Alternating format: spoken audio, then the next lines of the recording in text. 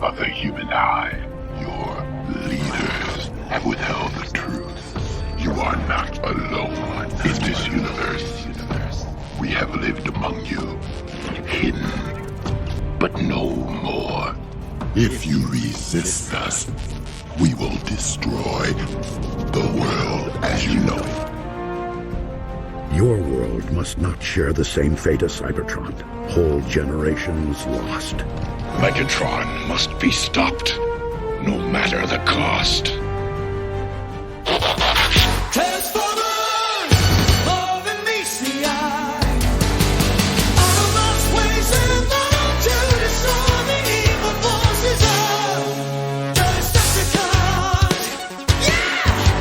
Welcome to Now Playing Podcast's Transformers Retrospective Series. I would have waited an eternity for this. Hosted by our movie reviewers in disguise, Stuart, Justin, and Arnie. One shall stand, one shall fall. Come back to NowPlayingPodcast.com each week as they roll out a new Transformers movie review and see if they are more than meets the eye. What you're about to see is top secret. Do not tell my mother. But be warned, these reviews will contain spoilers and mild language. Listener discretion is advised. This isn't my war. Not yet, but I fear it soon will be.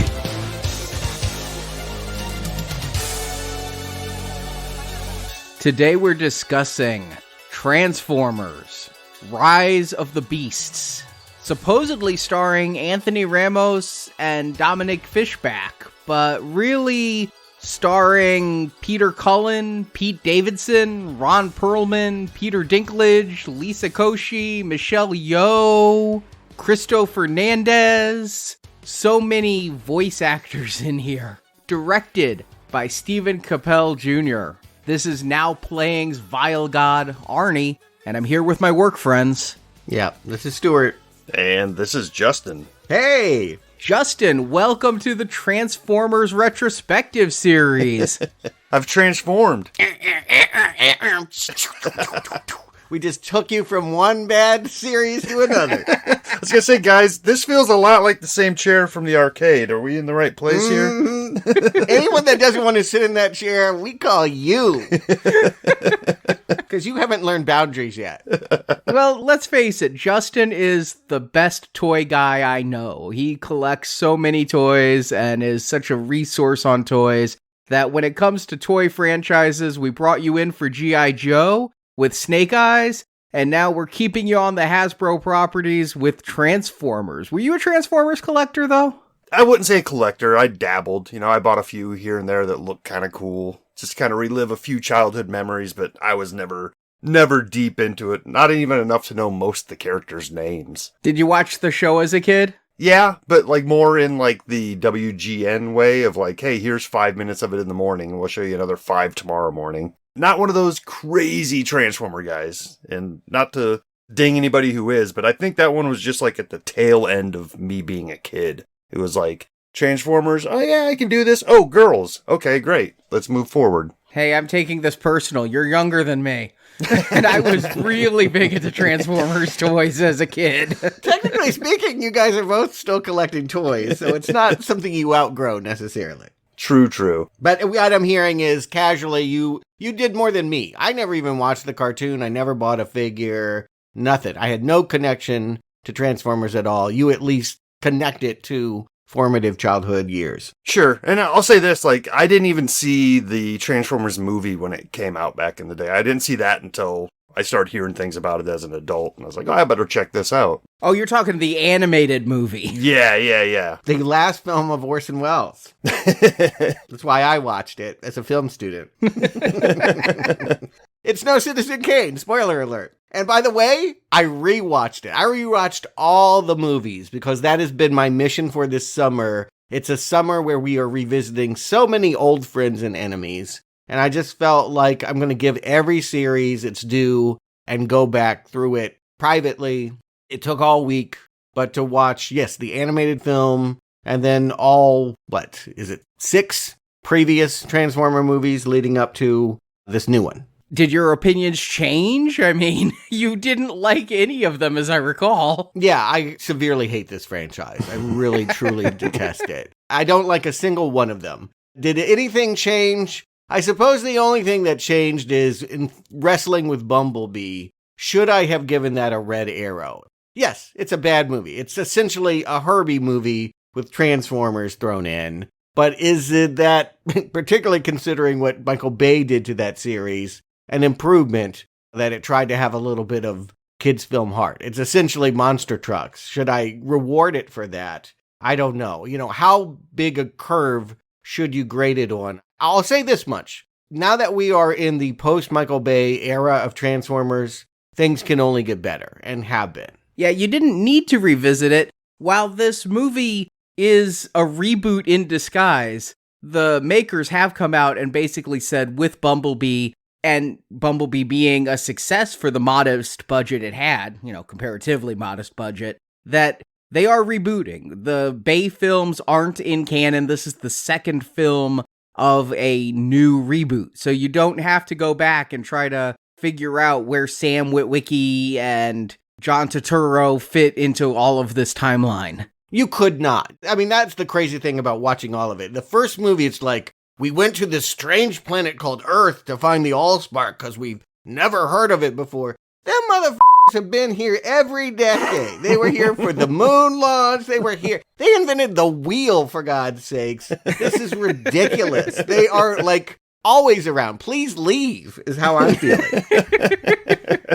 Well, Stuart, I kind of subjected myself, too, to a rewatch through this because I couldn't have told you 2 weeks ago if I've seen all of these or not. Because, to be honest, they all just kind of meld together into one conglomeration. But I do know that I went to the original Shia LaBeouf Michael Bay movie when it came out. I mean, that was 2007, 2008? Something like that, yep. Prior to the kickoff of the MCU, so movies like this were a little bit kind of on the outside of the norm, something kind of fun. So I remember going to the theater for that, didn't hate it, and I'm one of these guys who enjoys Shia LaBeouf, I'm not a hater of him. Yeah, my esteem of him has grown. I think as he got away from Michael Bay, I guess his career got more interesting. Yeah, so, rewatching these, it's like, yeah, I've seen the first two, the third one with Michael Bay and Shia LaBeouf, vague memories of that, and then what do we kind of get a soft reboot? I think it's the same universe when we bring in Marky Mark, right? Mm-hmm. It is. The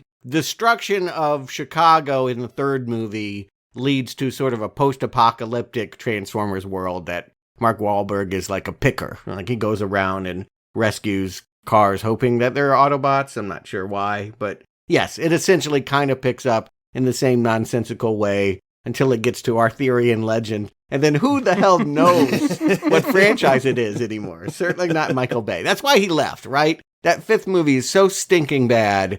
And it lost money. I just want to point out, that thing did not, it opened at $40 million and sank like a stone. I guess I kind of feel the same way as the public then, because by the time that one came out, I was just kind of rolling my eyes at the announcements of Transformer movies. I was like, okay, whatever. And then Bumblebee comes along, and I was like, whatever. But then I started hearing, oh, wait, this takes place in the 80s, and it's kind of a reboot. I was like, okay, I'll check that out. And, I was pleasantly surprised by that one. It felt like if this is where Transformers started, I think I might be a fan of this series, because it's like that was small enough. You could follow what was going on. It felt like a live-action version of the cartoon. So, I don't know. I guess what I'm saying is I won't go through every single movie, but if I was to recommend any of them, I might have recommended the original and Bumblebee. The rest of them, no. I still stand by 4 is not all that bad, and I liked Bumblebee. It isn't, in comparison. It's a bad movie. And long. God damn, that movie's 3 hours long. It's the longest one. But I agree, if you were going to watch one of the 5 Bay ones, I'd go with the one with the Dinobots. But in here, we don't have Dinobots. We get ape bots and eagle bots. Okay. What? Whoa. You've jumped the metal shark when, this is your concept. Is it because kids don't drive anymore? They know they can't get young people interested in cars because they don't even want to be in them?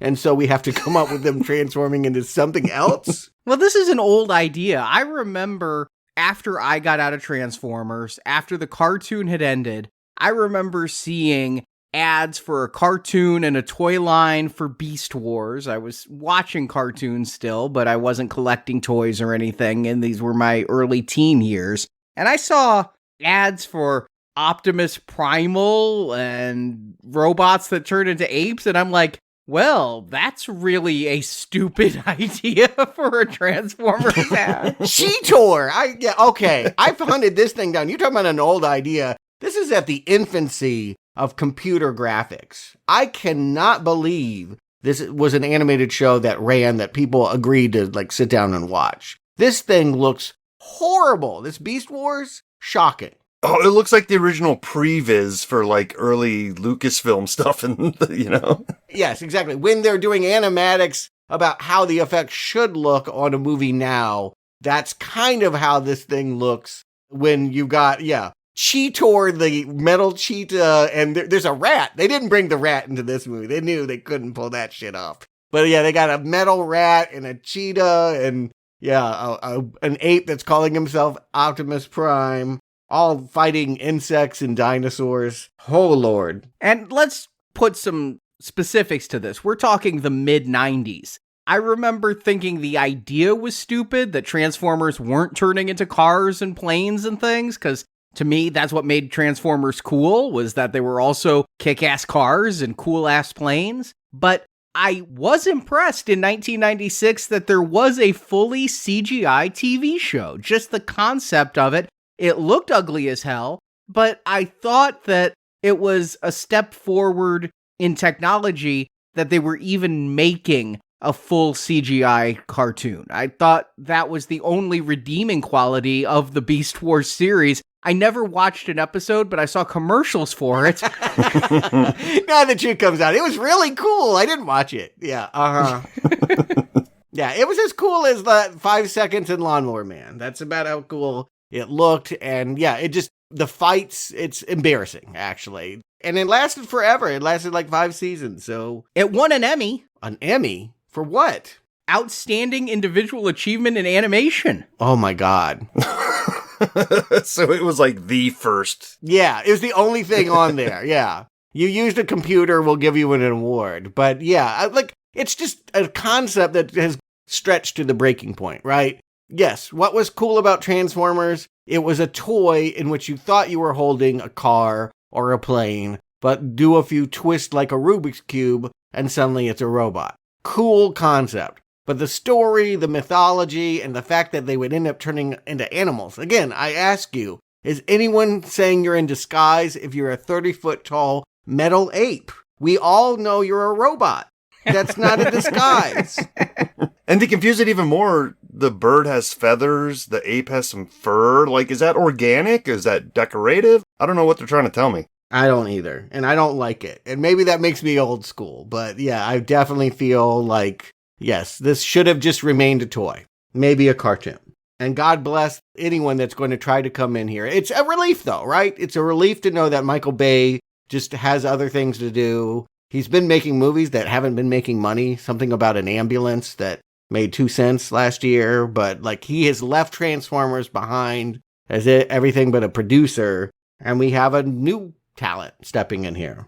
Yeah, I do laugh at the end credits, right before the end credit sequence. It comes up with the producer credits to remind you Michael Bay and Steven Spielberg are still getting paychecks for these movies. I don't think they're doing a damn thing, but somebody's writing them a check for putting their names on this. But our director, Stephen Capel Jr. here, I've seen his big film. We reviewed it, Creed 2. It was no Creed. It was kind of a bit of a meandering mess, but not the worst film in the world. It's a strange choice to come from a boxing drama into a major bestial box office juggernaut franchise full of CGI. I mean, let's call it what it is. Nobody wants this job, right? Like, yes, we all want to direct a $200 million movie, but you want to do this? Look at the cartoon, the Emmy-winning cartoon, and you get to make the live-action version of that. I think that's a no-go for most people that have any kind of clout in Hollywood.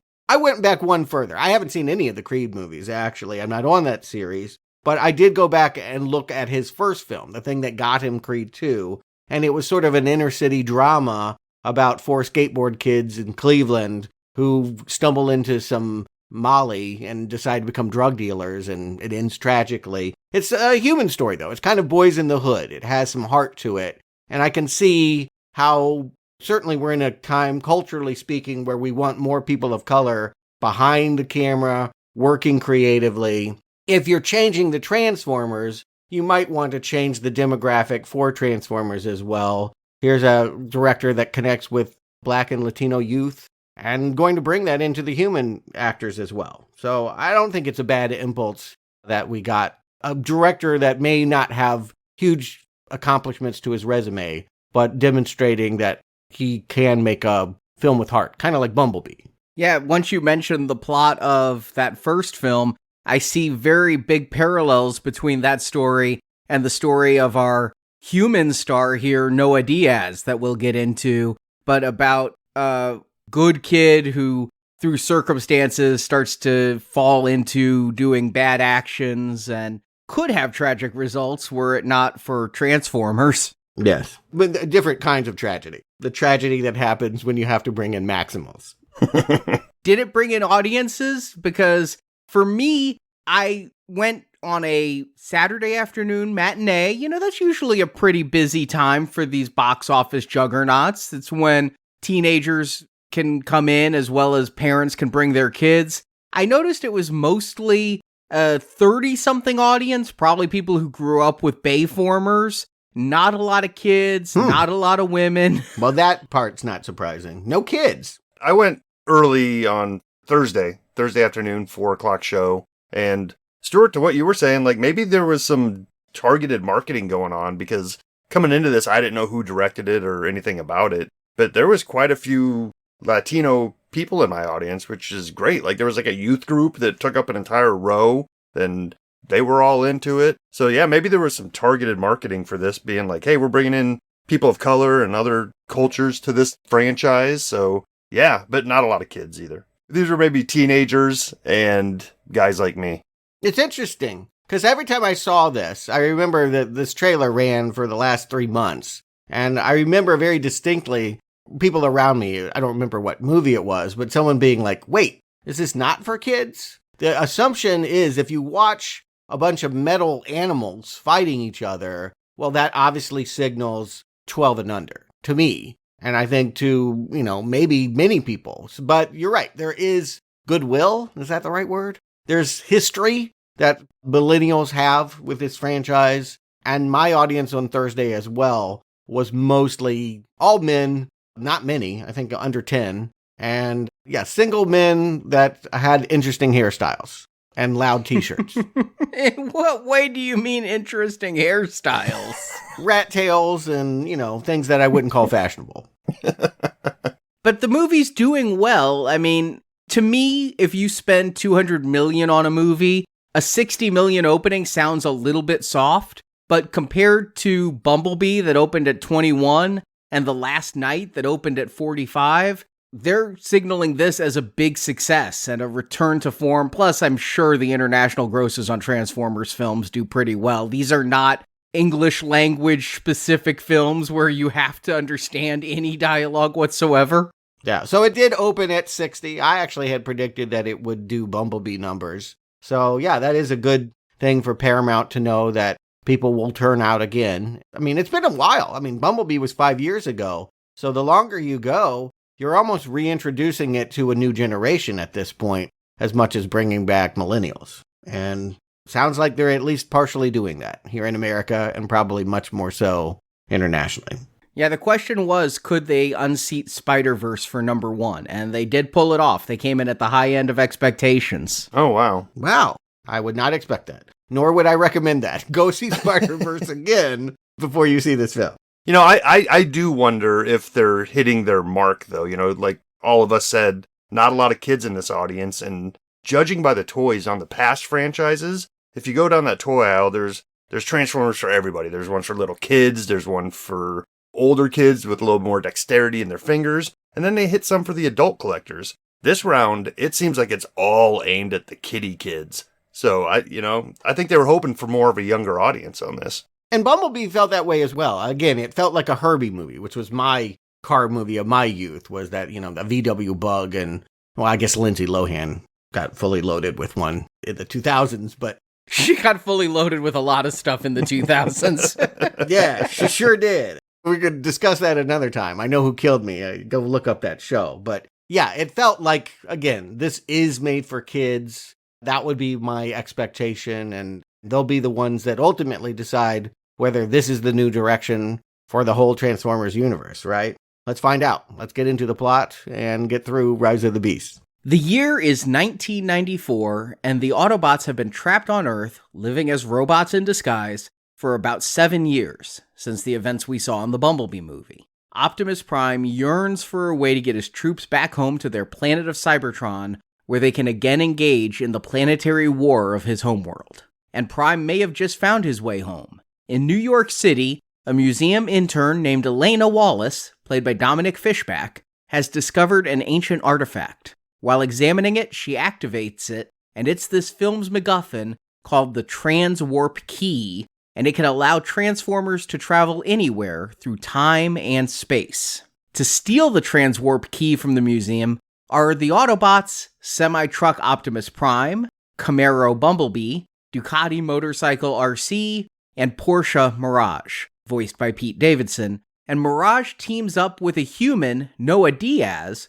played by Anthony Ramos. Noah had tried to carjack Mirage to help pay for Noah's younger brother's medical treatments, and Noah and Mirage ended up unlikely friends. The Autobots plan to send Noah in to steal the key, but all doesn't go as planned. The activation of the Transwarp Key doesn't just call the Autobots, it also called out to the Terrorcons, a group of Transformers loyal to the planet-eating Transformer called Unicron, who, if you remember, was the big bad of that animated movie in '86. Oh yeah, I was excited. The Terrorcons' leader is Scourge, who also turns into a semi-truck and who is voiced by Peter Dinklage. If Unicron gets the key, he can quickly travel planet to planet and cause universal destruction.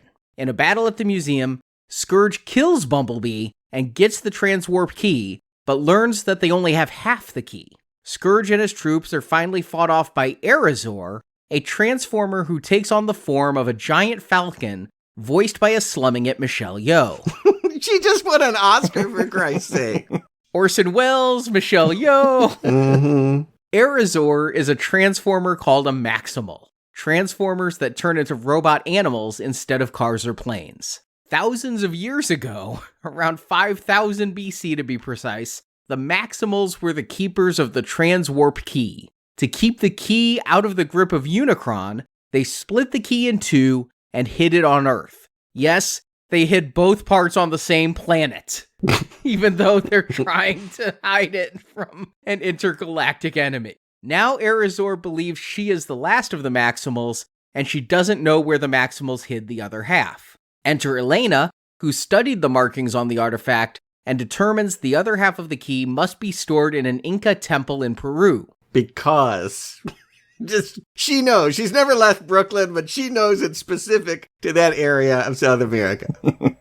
So the Autobots, joined by Noah, Elena, and Arizor, travel to Peru to get the key. Now, Optimus Prime wants to reunite the parts of the key in order to travel back to Cybertron, but Noah tries to convince Elena they should destroy the key to keep it away from Unicron and keep Earth safe. In Peru, the Autobots meet the other Maximals. It turns out Arizor wasn't the last survivor of her species, which anybody knew if you've ever seen a trailer for this film. The Maximals are led by Optimus Primal, voiced by Ron Perlman. These Maximals have the second half of the key, but it's soon stolen by Scourge. Arizor is also killed around this time. Now possessing the whole Transwarp Key, Scourge opens a portal for Unicron to come and destroy Earth. A convoluted plot is devised to stop Scourge's machine, which involves the Autobots and the Maximals teaming up to distract the Terrorcons, while the humans sneak in to steal the key. In the battle, Mirage is wounded, but transforms into a mech suit for Noah to wear. Noah and Optimus Prime team up to fight Scourge. Still, the battle seems lost, but a random Deus Ex Machina brings Bumblebee back to life, and he changes the odds in the good guy's favor. Optimus Prime kills Scourge and destroys the Transwarp Key, saving Earth, but keeping the Autobots trapped on Earth. Earth is saved, and sometime after, a mysterious man approaches Noah. He wants to recruit Noah and the Transformers to join the secret government agency known as G.I. Joe. And we find out Noah was able to repair Mirage, though he's now a janky, ugly Porsche, as credits roll.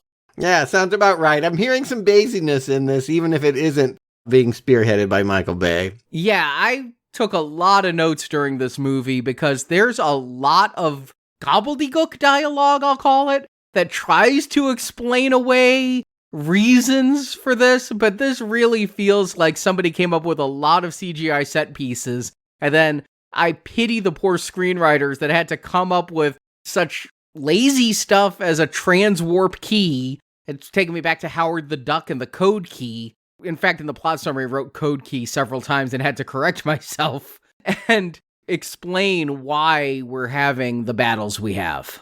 Yeah, I mean, right away, doesn't it feel a little disappointing to be like rushing back into this Baysiness of Transformers already? Like following Bumblebee, it's like, oh, let's hurry up and do a sequel where Transformers are chasing after a MacGuffin after meeting a new group of humans. It's like, yeah, we've done this 7 times. Why are we doing this again? Like, we just rebooted. Why can't we come up with something else to do? But seems like this is the template by which Transformer movies must be made. I have 2 thoughts on that. One, I don't think Bumblebee was a super big hit. I mean, it made it like 130 here in America. Like, that's barely breaking even.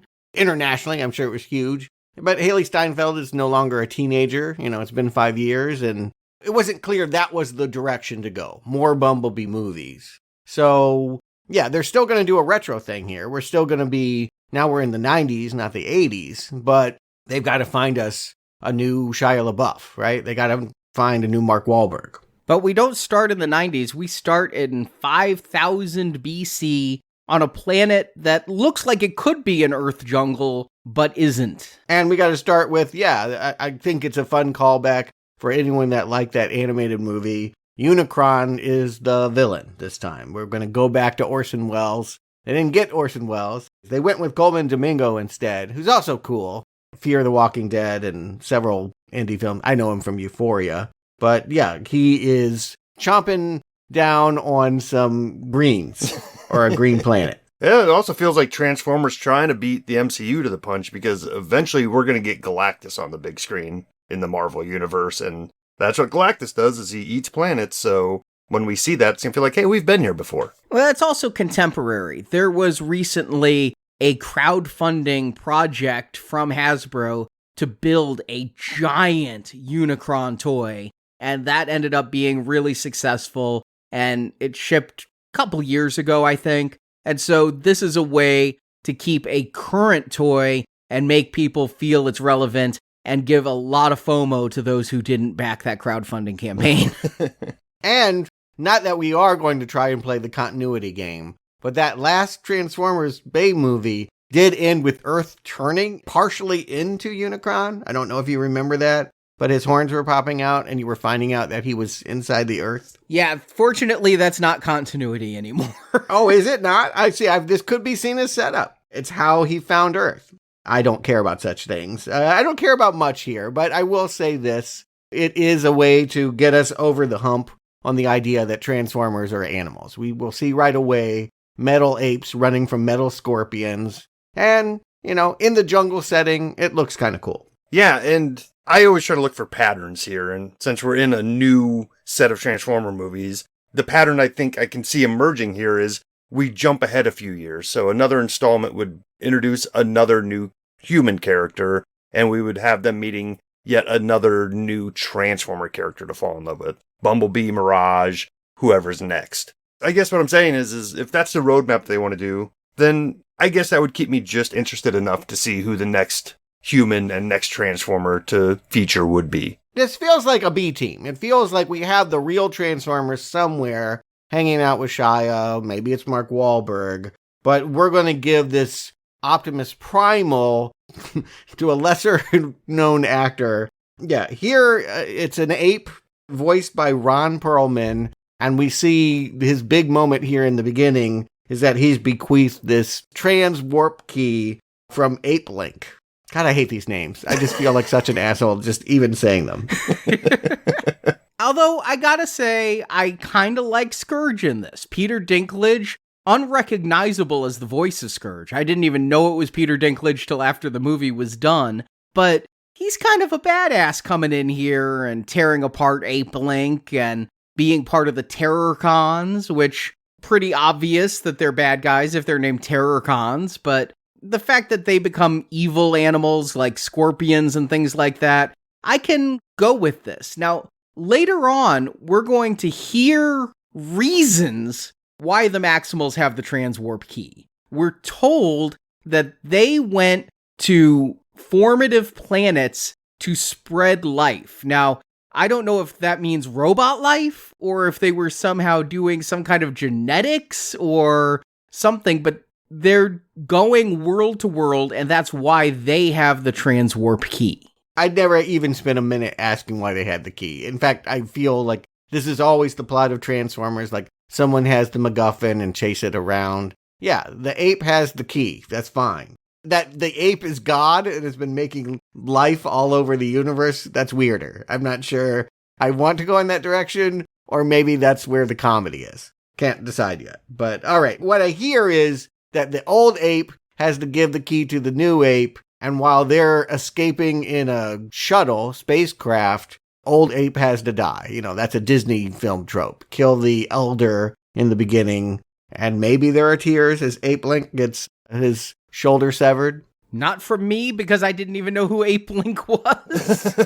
Yeah, they looked exactly the same, right? Both these ape characters, and it's like, wait, one's dead, okay, the other one's escaping, okay. It all happened pretty quickly, but yeah, this immediately starts to bring up some of my questions that maybe one of you guys can answer. Maybe you're just as confused as I am. Roll out is my favorite expression on the series, but yeah, I'll give it a whirl. Sure, what? Hit me. What is actually a cause of death for a Transformer in these movies? I never know. I've seen them split in half. I've seen them beheaded. I've seen them melted. And somehow most of them return. Sometimes they do. Sometimes they don't. Can they fly? Can they travel through space? I think I've seen that before. But we've seen them many times escaping on a rocket. And the bad guys looking up going, oh no, we'll get you next time. So yeah, I guess I just don't know what the capabilities are. I don't know when somebody's dead. I don't know what I'm supposed to be worried about might happen to a Transformer and make him not come back. Yeah, I mean, do all Transformers go to heaven? It's a question for the ages. But well, that was answered in the second one when Shia LaBeouf went to Transformers Heaven. Oh my God, it was. I forgot about that. That's why you rewatch them all, so that you can just guffaw at how worse it gets when they try to answer your questions. Yeah, Justin, I hear the curiosity. There's nothing good that comes from asking them. The thing is, whether or not Scourge kills Ape Link, we're pretty sure Ape Link is dead when Unicron eats the entire planet. You've got to set up Unicron as the big bad. You got to see him eat a planet in this movie. I'd like to see him eat 3 or 4 planets in the movie to keep things moving, but he's only going to destroy one planet this whole movie. It's right here at the beginning, and we get to see the mechanics of how he basically sucks off a planet until it turns into rocks and spews in his mouth. And because he's obese, he can't move. He needs Scourge to go around and get him things. He's kind of like Jabba the Hutt. He's like, go get me another snack. All of this is, I just wanted to say, all this is about enabling his eating disorder, right? There's something that needs to eat planets, and if it gets a transwarp key, then it can eat all the planets. And Scourge thinks so little of himself that he's just going to run around and do whatever the big planet tells him to do, even though it ultimately means he'll be eaten as well. Not necessarily. I mean, Scourge, he's basically the Silver Surfer to Unicron's Galactus. Oh, look at you. Yeah. I actually even understand what that means. Okay. Because I saw that horrible movie. He's the herald who goes ahead, finds the planets to be eaten, but then isn't eaten along with the planets. But yes, I guess Unicron, he must move very slowly from planet to planet because he needs the transwarp key to get to planets faster. Yeah. Why can't he fly his fat ass to Earth? Because he's eating too many damn planets. Maybe you need to stop eating planets. Just thinking, maybe we can challenge this. But that's not this movie. Well, Arnie, you already said it. There's a lot of gobbledygook kind of exposition here trying to explain things. And I did catch a few times that Unicron is traveling interdimensionally.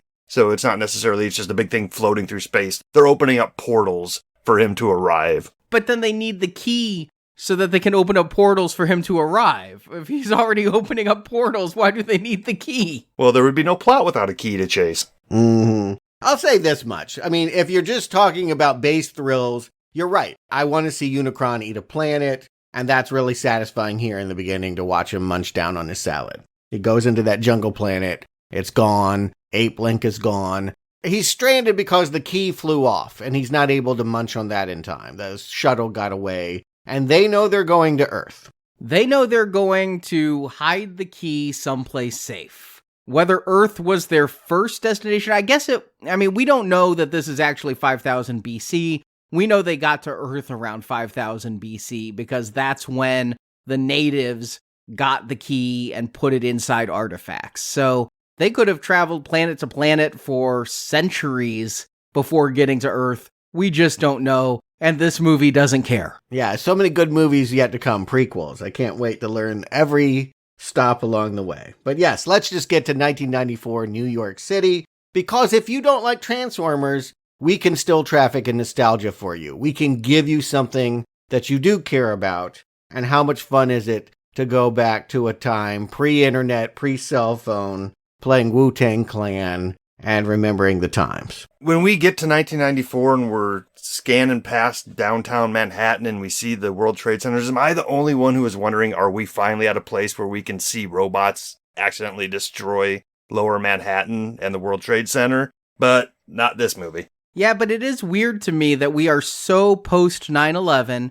I mean, again, millennials probably barely remember it, and Gen Z, it's just like Pearl Harbor was to us, something you hear about, that we are so past it that now you can just CGI recreate it for no other purpose than to say, this is the 90s, with no sentimentality or anything else, just to time set when a movie takes place, because the Twin Towers were only up for like 20, 30 years. Agreed. It is strangely not playing into people that remember the towers, sentimentality they would have around it. It is not about stoking that anxiety in any way. It's not metaphorical in any way. It is helpful to set the idea that this is a time not of our own. No cell phone. Again, the rules. No cell phone, no internet. And if Bumblebee played lots of 80s tunes, we're going to get what was good music in the 90s. We're going to get all of that hip-hop stuff. So Diggable Planets, Black Sheep. I'm taken back to college. Every 5 seconds, they're playing an old jam that I haven't heard in decades. And no Beastie Boys. Well, yeah, that would be... Well, they're not above it. You're right. But they could have done it. That's the rap song that people play from the 90s when they're not being nostalgic about the 90s. They think that's still relevant. This one is, it's very... again, these are songs that I don't feel like get played contemporarily. So, it time sets to a very specific era. But here we're going to be introduced to our new protagonist, Noah Diaz, who is an actor I like. I feel like is pretty unfamiliar to the movies themselves. He is mostly known from Hamilton. So if you watch the Disney Plus broadcast of the Broadway show, you've seen him in his most iconic role. But, he keeps turning up in things, and I think he's charming and funny, and usually would get the sidekick role. Usually would be the funny guy that helps the lead character, that he's going to be the lead. I think speaks to the idea that this is a series more attuned to people of color, marginalized cultures, and giving voice to people we don't normally see. And robots we don't normally see as well. No, I'm glad to find out that he has a career that it's just me that wasn't aware of his career. Because honestly, at first it felt like, oh geez, this isn't a Transformers movie. Usually there's at least one name that goes above the rest of the voice cast. His best role outside of Hamilton, they made a TV series out of She's Gotta Have It, and he's playing Spike Lee. He's Mars Blackman. It's The Shoes, if you remember all of that. And he's a perfect Spike Lee. He's a dorky, funny character, does a lot of musicals. He had a bit part in the Lady Gaga Star is Born. You've seen him, but you're right. You probably saw him in the background, and maybe you didn't notice. And here, front and center, that's his struggle, right? I need to get a job. I need respect. Everywhere I go, I'm marginalized and told I'm not part of the team. I don't fit in. Yeah, that's the thing he's told is he's not a team player. And it's not just him being told that. Apparently he was in the military, electronics expert, and his commanding officer said he's not a team player. And it's put out there so blatantly during this job interview. I'm like, I know his arc. His arc's going to be to become part of a team. You think? They even cut to his dog tags as he's sitting there working on a cable box. People may not even remember this, but yes, cable used to be the way to get the cool movies. And in 1994, if you're working for the local crime kingpin, although I think he's kind of a joke of a crime kingpin, Reek is appreciative of the fact that he's going to pay Noah the only job he has of thanks for giving me a rigged cable box. Oh, those rigged cable boxes were awesome. I watched so many pay-per-view movies for free with those. Yes. I think the statute of limitations is up. I don't think Comcast can come after me for saying that I did it. And if that's not enough to pull your heartstrings, they also have to throw in the sick brother card. That part of why he needs this money and is willing to sell pay-per-view to criminals is because his 14-year-old brother, Chris, has sickle cell anemia, and they're 3 months behind on the doctor's bill and the ER. He's not sick enough to go to the ER, but the doctors won't see him anymore. Kind of a cheesy conceit. But this is the stuff that reminded me of that first movie. I mentioned The Land, the director's first inner-city drama, and all of this stuff between the brothers. There's so much of his original film that feels like this. It was important, I think, for the director to insert the storyline and to keep that tether to Brooklyn. Yeah, and we're also just establishing that our main character is a good guy. You know, he's not a career criminal. He's doing what he's doing for his family. Right, because if this is a kid's film and they're saying he ultimately makes the decision to join Reek and steal a Porsche, then, yeah, I mean, that's impressionable minds hearing a bad message. We have to know that he's good, and ultimately, I think he even, before he steals the car, he decides he's not going to do it. He's not going to go through it. So he isn't a criminal. That's pretty much established, but he's someone that's tempted. Yeah, well, he does even jimmy the lock on the door. He goes pretty far with it, and it's some comedy. I don't know that we need to focus a lot on human comedy as he's hiding behind laundry bags and things to avoid being seen by security. All this to get in a parking garage. You'd think there'd be another way into a parking garage than through a building full of security, but he gets into the parking garage where this Porsche has been parked for a couple of weeks. I guess Mirage was just chilling. He had nothing better to do than hang out in this garage. No, you'll hear that. He'll later voice the fact that his problems with authority is that Optimus Prime is always telling him to just be quiet and go sit somewhere and don't be fun and, goof off. And obviously, if you're casting the Porsche with the voice of Pete Davidson, you know that this is a Porsche that does nothing but goof off and is happy to be stolen. In fact, enables his own theft so that he can ride around downtown Manhattan with Noah. First of all, Mirage kills a cop, right? I mean, did you guys catch that? Mirage does this move where he goes up a ramp and lands on his wheels. The cop follows on the ramp, lands on its side, and then is T-boned from the top by a semi-truck. I'm like, Mirage just killed a cop. Well, Mirage didn't make that cop follow them. Mirage didn't tell him to try and do my stunt. This is a lesson, kids. Don't try to do this at home. You'll die. But where do you guys stand on Pete Davidson? Because I didn't realize this guy is very divisive. He's a love him or hate him kind of guy, I think. And I watched virtually every episode of SNL that had him in it. I thought he was pretty funny, and I like his stand-up. I don't know that he translates well to movies. I didn't really care for Bodies, Bodies, Bodies. He made a Judd Apatow movie a couple years ago that I think he wrote, King of Staten Island, I believe it was called. That one was pretty good. I'll say it, I like Pete Davidson. He can be abrasive and stuff like that, but I think where he shines is his stand-up. He's a good storyteller. He has a really funny story about when he went to rehab that if you haven't heard, I would look it up because that's what really endeared me to him. But yeah, I can see him rubbing people the wrong way at the same time. Are you saying he's been canceled? Is that what you're trying to say? No. I mean, everyone's divisive, right? We're living in 2023. There's someone that hates you. I promise you. They're out there. But, to your point, do I think that this guy is annoying.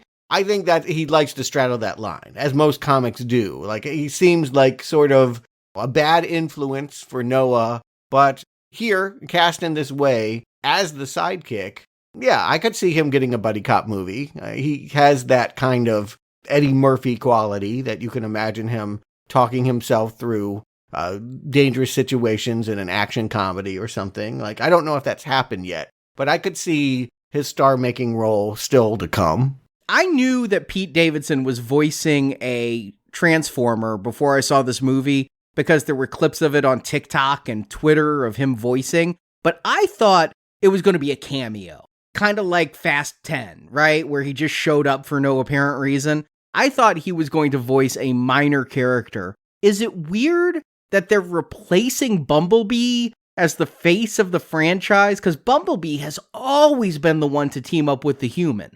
And Bumblebee is one of the biggest toy sellers. Is it weird that they're changing it and now Mirage is going to be the human-facing face of the franchise? Don't get me wrong. A Porsche is cooler than a Camaro any day. Sorry, Dead Milkman fans. But I found it strange that Pete Davidson was going to be so front and center. No, I think that's the design. I think that's what they're doing. You mentioned Marvel earlier. They're building the universe. Bumblebee's already got his friends, multiple, right? Shia LaBeouf probably isn't coming back, but he could if they wanted to have some kind of Avengers style come together. But Mark Wahlberg and Haley Steinfeld, Bumblebee's gotten a lot of love. Now we need to give other cars their human so that when we make the big film, all those actors can come back with their Autobot.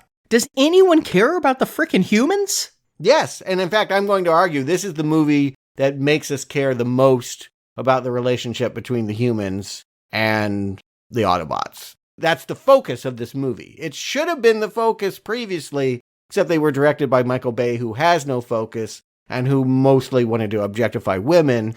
And now, yes, I feel like this is much more about a boy in his car, what Spielberg wanted the first Transformers movie to be. Yeah, and I don't know that I would say strange that they did it, but like surprising.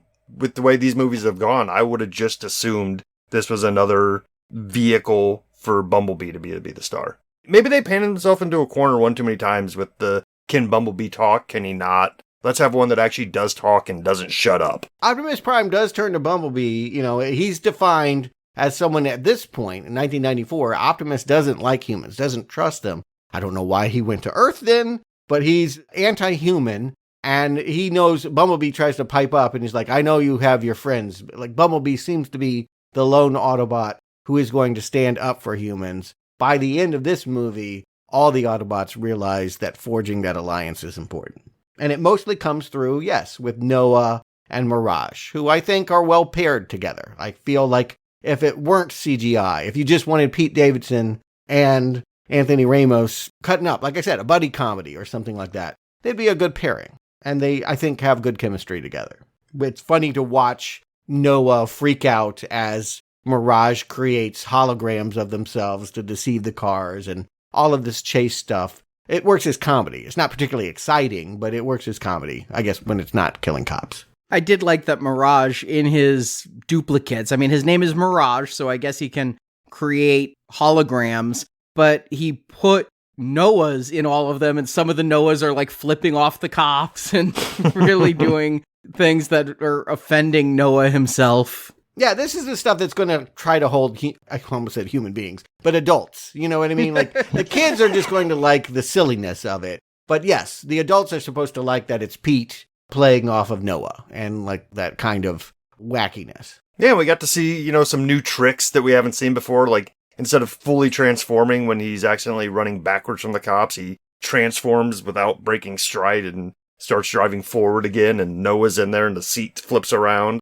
That was kind of a fun visual little trick. Yeah, you know what? I'm going to say this that was a surprise, was that they didn't cheapen the budget. I assumed Bumblebee, it was obvious that they pared that thing down. We don't want to drop Michael Bay money on this concept. We don't think we're going to get that back. And indeed they didn't. So we're going to just make it smaller. Here, it feels pretty big. It feels closer to a Bay movie in size. It's not just one person with their car. There's a whole Autobots team. There's the whole Maximals team. We'll see the Terracons later. It feels like a fully fleshed out universe, and yet not so big that I can't keep track of the characters. It helps to know who Optimus Prime is, though. When Mirage comes to the garage and Optimus is lecturing him about why did you bring a human here? If this is your first Transformers movie, I don't know. You might be confused about what's going on. You might not know Optimus's importance and the difference between an Autobot and a Terracon.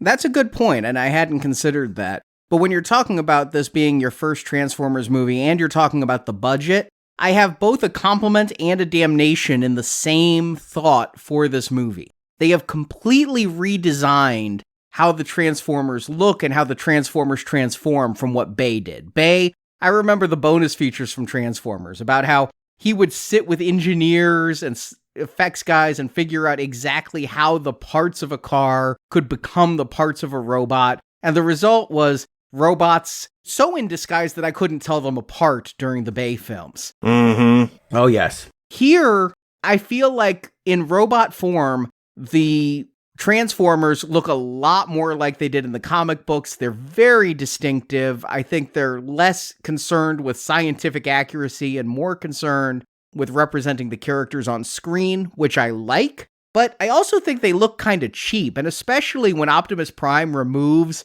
his COVID mask. I don't know what to call it, but he always has this mask that he wears. When he removes it and you see his mouth move, I think that looks really bad CGI. I was surprised how cheap some of it looked. It's also a bad design. His unmasked face is, I hate to say it, a little ugly. It looks like he's been beat to hell, like his nose is smashed in. And But Arnie, what you're saying is I think that's a taste that some collectors have grown into over the years too, because it's like you've always had this, it looks cool as a car, it looks decent as a robot type of thing. Well, now 3A, a toy company or collectible company, makes Transformers that do not transform. They just make them look as cool as possible in robot form. And that's kind of what this movie's doing, right? Like, let's not worry too much about if it can transform correctly and if a wheel should be here or here. It's like, make them look cool as a vehicle, make them look cool as a robot. I can get on board with that. I'm not really cool, and I know they did this in the earlier movies, but I'm not really cool with the idea that they can just become any vehicle either. It's kind of irritating to me that they can just like see a garbage truck and go scan, and now you can go from being a Porsche to a garbage truck. That feels like a ripoff.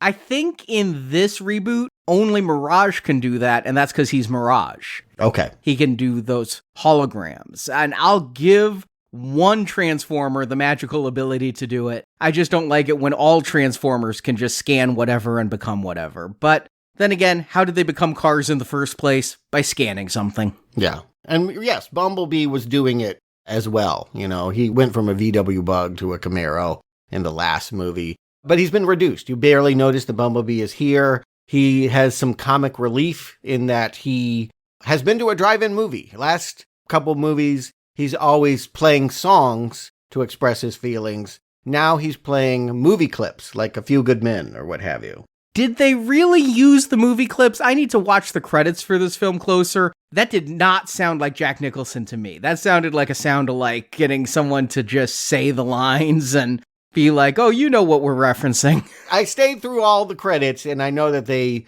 appreciated having the clips. But yes, I can't speak to whether Jack Nicholson's lawyer is good enough to license out his actual voice for the Few Good Men, You Can't Handle the Truth talkback when Bumblebee is disputing Prime's feeling that Noah shouldn't be here, that humans are bad. The deal that gets worked out is we need to find out what's going on with this portal, because there is one other character of some importance, and this is Elena. In parallel, as we watch Noah bond with Mirage, Elena has discovered the key, or at least half of the key, inside an artifact. She is an intern who, I think this is comedy, is being asked to do menial tasks, run, get coffee, do my laundry, has a boss that doesn't even know what she's talking about, but gets to go to the fundraisers while the intern actually is doing the work. Not only actually doing the work, but actually the one with knowledge. Like, they established that the boss really doesn't know much. Like, she takes credit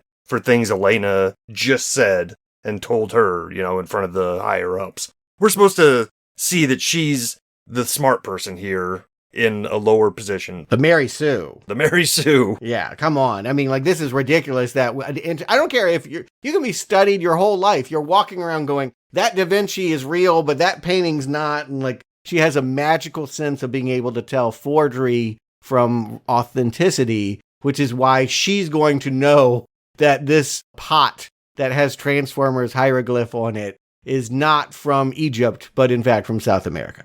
Is it a pot or was it a sculpture of an eagle? I thought it was a sculpture of an eagle that she was looking at. It's a bird, and they think it's Horus, which was a god from Egyptian mythology, but she claims it's Inca. I don't know. It's about the size of a pot, and after she scans it, all of that breaks away, and we can see that it's the key. And the key, by the way, does not look like a key. It looks like, a shard.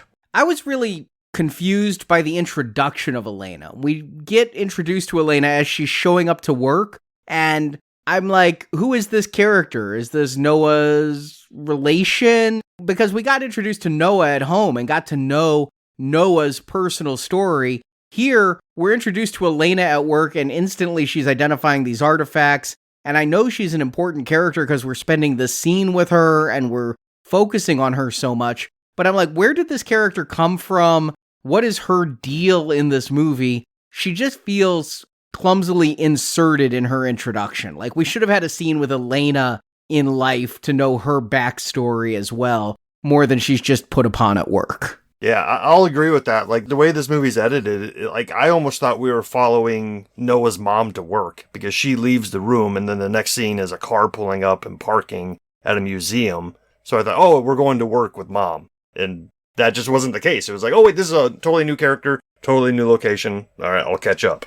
I'll admit, I thought for half this plot, we had Noah trying to steal from his mom. Well, I know who Dominic Fishback is. I think that helps. And she's an actress on the rise. She got a lot of acclaim for a movie called Judas and the Black Messiah.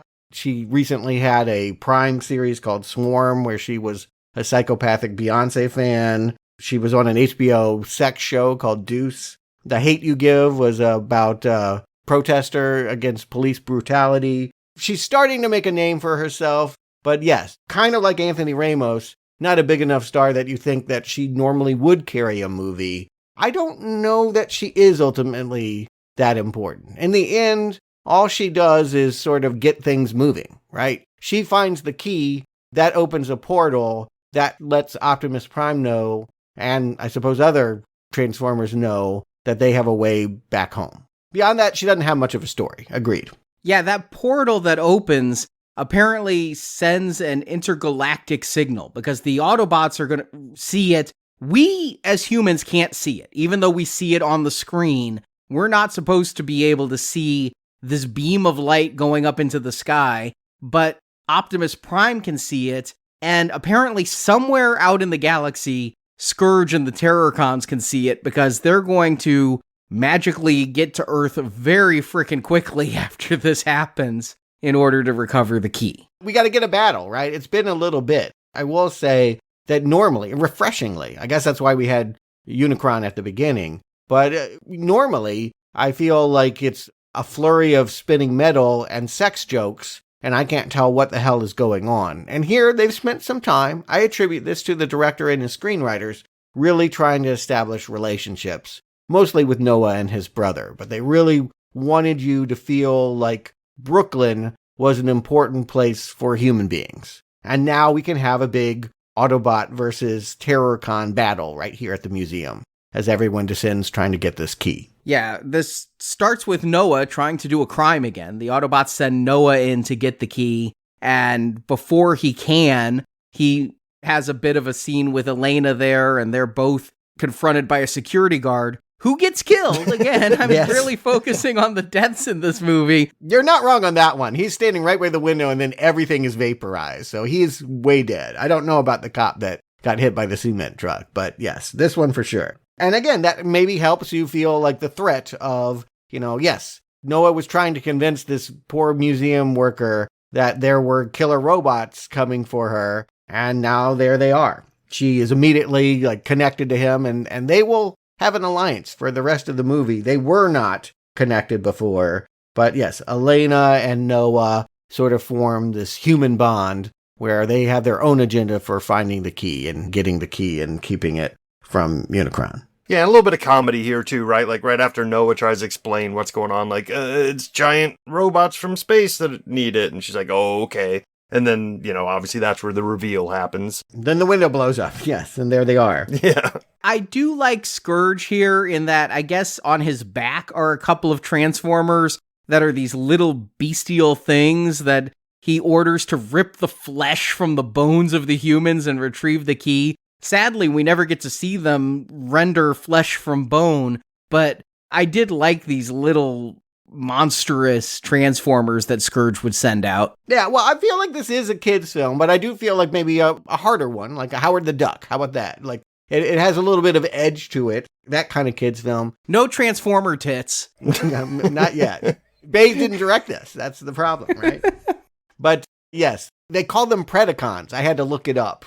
Predacons are what these scorpions and metal spiders are that are running around the museum, knocking down the dinosaur displays. And the one little trick they give Elena is that in order to calm herself, she'll sing soul songs. So it's kind of funny watching her sing and run around from Transformers. I don't know. I like this pair okay. Your question is, does anyone care about the humans? I think that these actors bring some innate charm and goodwill, but they're not any more deeply defined, really, than Mark Wahlberg or Shia LaBeouf. I think the twist is there's no Megan Fox. There's no objectified female. Like, normally I feel like there's this TNA factor, and in this film, it just doesn't exist.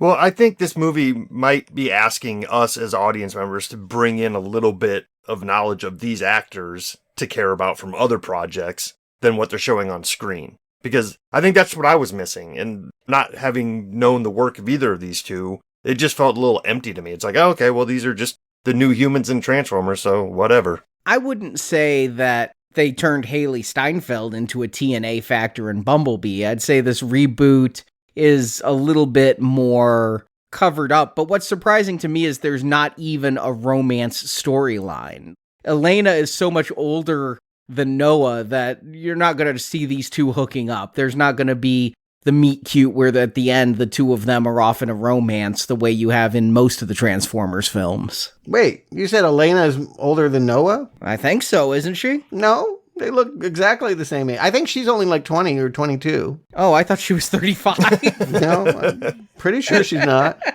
She's 32, but I looked up Anthony Ramos is 31, so I just thought he was a lot younger than he is. They felt similar age, but by the same point, I didn't feel like they were shipping them either. That's not what this movie's about. And that's my point, is that normally that is the focus, right? If the humans mattered in previous Transformer movies, it's because you wanted Shia to get with Megan Fox. And that's not it. Yeah, and what I find funny is Scourge is going to get the key here. Optimus blames Noah 100% for this failure.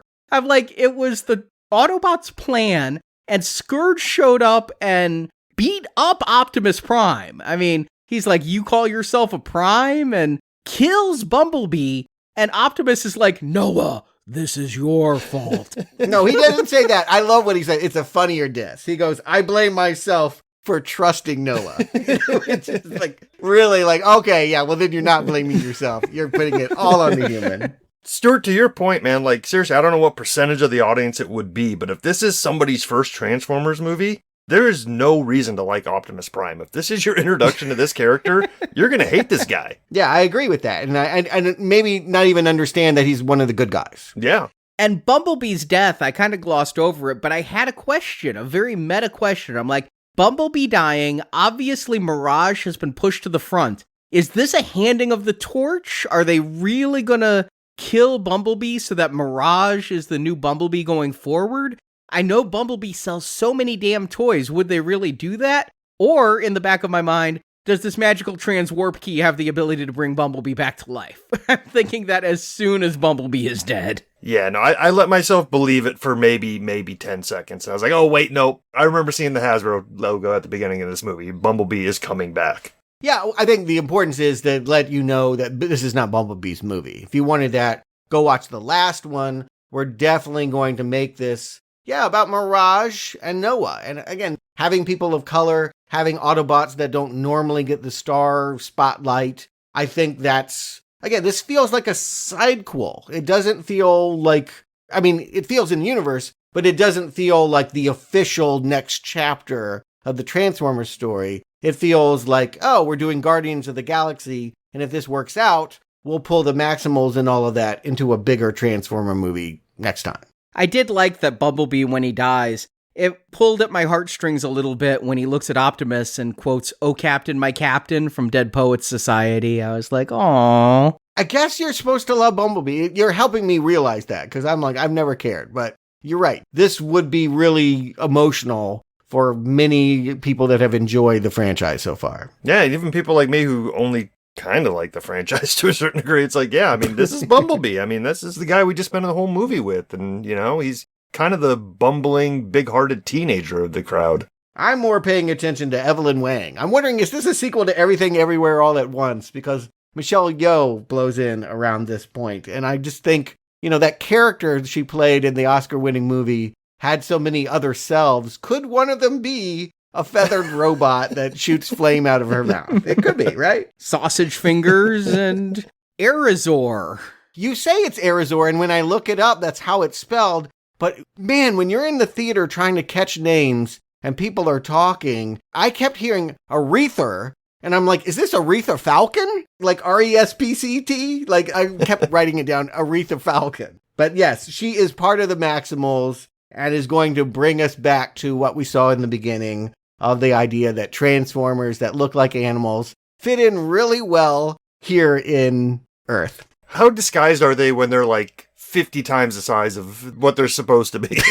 Right. You know what it reminded me of? This combination of feathers and machinery was like Lila from Guardians of the Galaxy 3, all of those experimented on animals that they tagged the robot parts on. Yeah, the difference there is they left, for the most part, they left the eyes of the animals. Here, it's just some parts, like some fur and feathers, drafted onto metal. Here's the thing. You like them more in animal form than you like talking cars, right? They're more personified. Again, if you're a child, I'd rather play with a metal gorilla than just some car. So I feel like conceptually speaking, it is one that's going to work for the Wii set. Now, do I want to see talking metal animals in Peru? No, I think this is a whole lot of stupid, painfully stupid. But it is the movie we've been given, and at least is being told in a way that within universe, I can accept that Elena knows we all need to go to Peru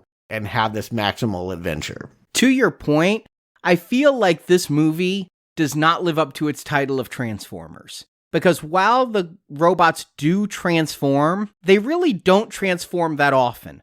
Optimus Prime is not a semi-truck very much in this film. He stays in robot form. The Maximals do not become robots very often. They stay in animal form. I mean, I understand we've had like 7 other films where we get cool action, where a robot turns into a car and does something cool and turns back into a robot and does something cooler and all of that. But here, I feel like the entire premise of transforming is sidelined and we're just dealing with a weird robot movie. You know, now that you mention it, Arnie, I'm not even sure if we see RC turn into a motorcycle. When she's introduced, she rolls in as a motorcycle. I noticed because there was a human on her, and it's like that hologram of a human they use so that people don't wonder why a motorcycle is driving itself. And that's the only time I think we see her in motorcycle form. And to your point, yes, if the premise is to transform to be in disguise, when we cut back to Chris, he knows instantly. He looks out his window and knows the Porsche is a machine, and Pete Davidson gives up the ghost right away. I don't think that's the point. This is not about deception. This is not about being able to turn into something to fool folks.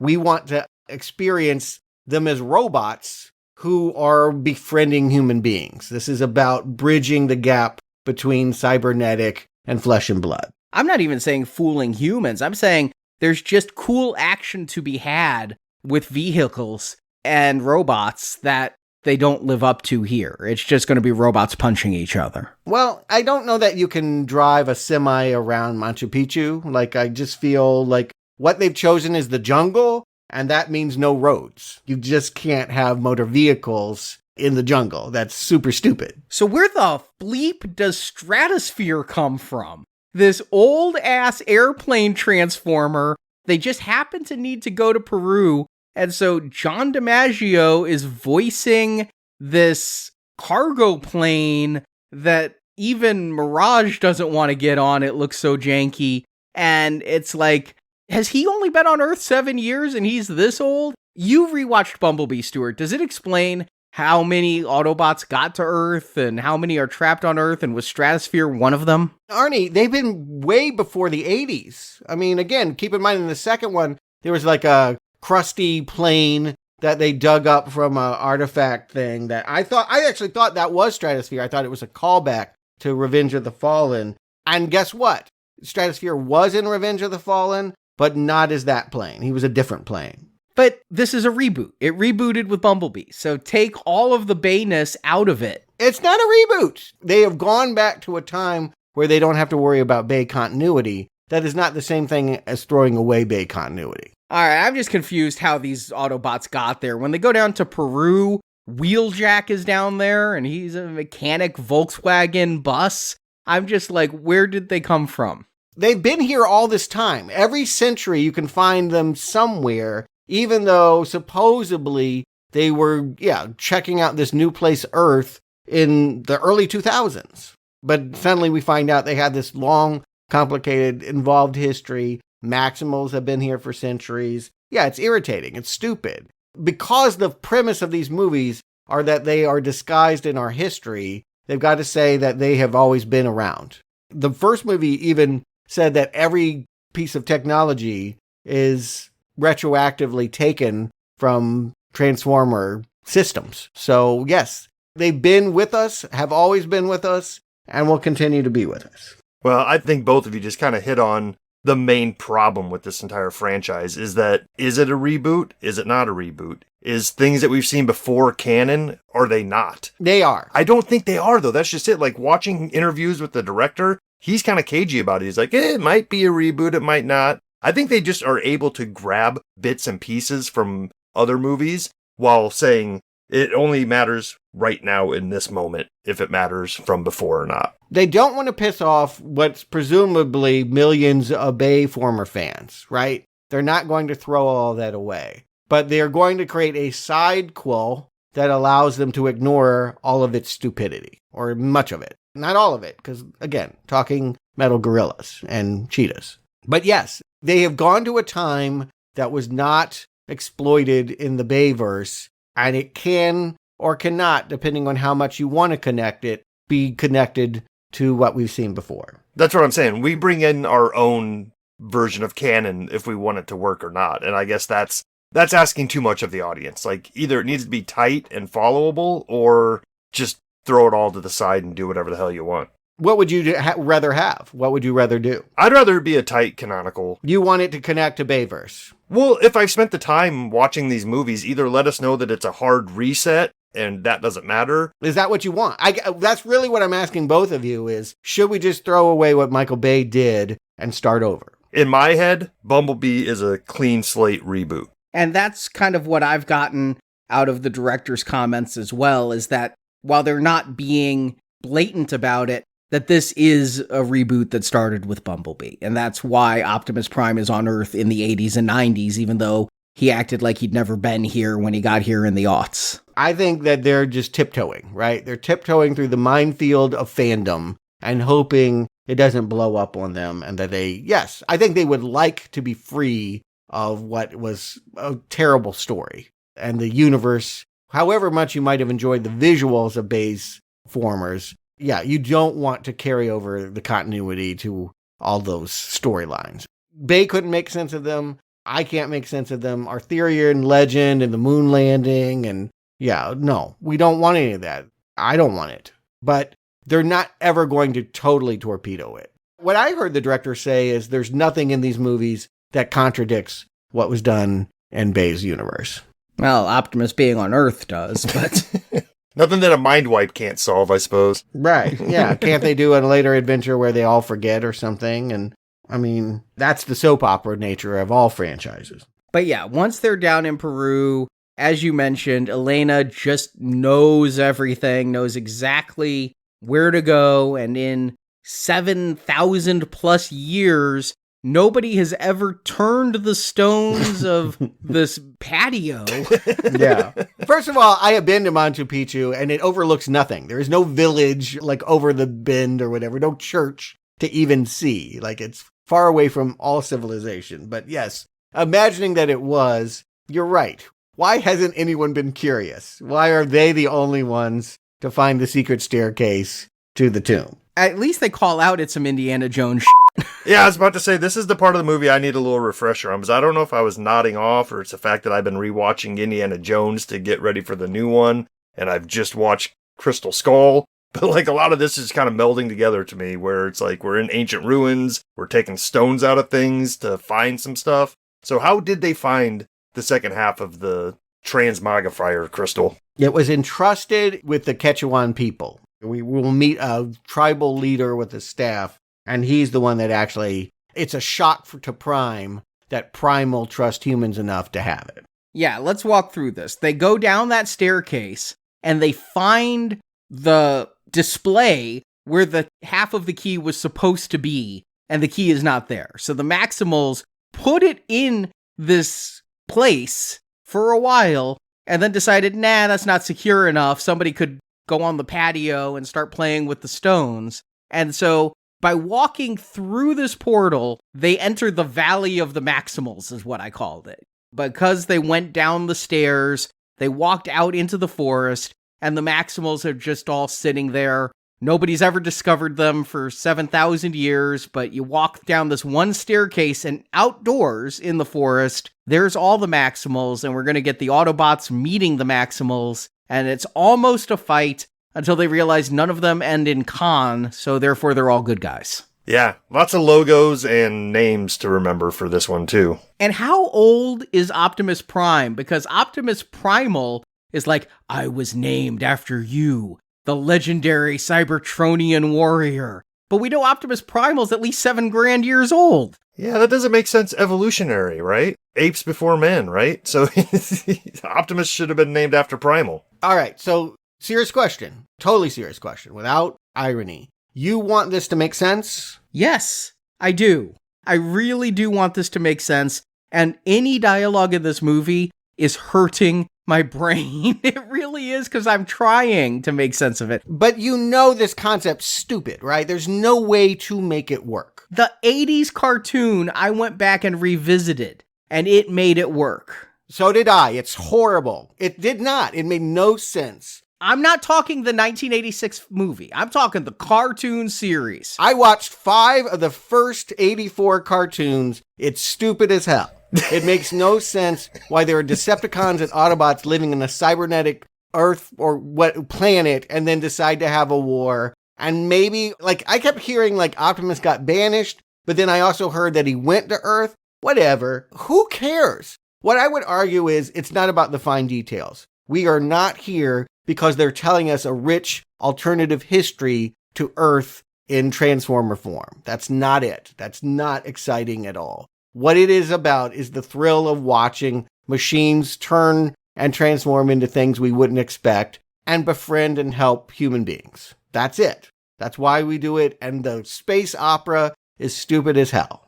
And all I want is for them to say screw humans and give me a Transformers film set on Cybertron of the Cybertronian War. That's the movie I want, is the space opera. Yeah, they do have that in the first 5 minutes of Bumblebee. And I remember discussing that with you guys of like, should that be the way to go? Should we always try to bring in human actors? And I think why that does not happen is because mass audiences wants to see human beings. It becomes indistinguishable. Who's the good guys? Why are they the good guys? What are we hoping that they'll achieve? The human beings help simplify the conflicts. We know the stakes. Yeah, and that first 5 minutes of Bumblebee raises its own questions too, because I was going along with that too, and I was like, oh, all right, Soundwave, this is awesome, same voice and everything. Like, wait a minute, why is there a boombox on some planet way out in outer space? That didn't make sense. Yeah, stupid. Always stupid. Always stupid. This thing has always been stupid. Real stupid. There's no reason for it to exist. Play it for camp and just roll out. That is the way to go. If you are asking for this series to explain its inconsistencies, you will never, ever be satisfied. But to the point that we were on, there's Optimus Prime and there's Optimus Primal. And I know these all come from a boardroom where people are sitting around coming up with names for toys to sell and stuff like that. And kudos to the toy maker who came up with Optimus Primal for an ape. I mean, that is kind of a fun pun. Right. It's one of those things that you just can't pass up if you're making an ape transformer. It's like, hey, all right, it's right there. Cheetor is bad. I'm sorry. You're a Cheetor? That sounds like a Thundercats type of thing. But yeah, it's just one of those things where it's like, I don't know, I understood Rodimus Prime. He was the next Prime up after Optimus and stuff like that. But Optimus Primal feels like he should have been first. There's no reason to make Optimus Prime older and more legendary than this ancient ape, apparently. More to the point, what's really happening here is Optimus is learning you can trust human beings. This ape is teaching him that you can give them the key and they won't betray you. And they've done a good job. That there's this native culture has done a good job for centuries of working in harmony with robots. And that's real eye-opening for this rude, angry, anti-human Optimus Prime. Yeah, Optimus Primal even gets a line in where he tells Optimus Prime, there's more to humans than meets the eye, which is actually a line Optimus Prime said about humans in the first Bayformers film, but... Yeah, this is where he's learning that lesson, if they're connected, or yes, it's just a sense of irony if they're not. What is ironic is the fact that Noah very much is planning to do his own thing, that he isn't trusting these robots, and that even though that they're having them sneak into the parade and still participate, they find that human beings can help them achieve these goals. It is Noah's aim, in order to ensure that a giant planetoid doesn't come and eat Earth, he's just going to destroy the key. He's not going to allow the Transformers to keep it and go back to Cybertron. This is because Noah's bad at teamwork. Yeah, I mean, is that bad writing, or is that exactly the writing you want for a children's film?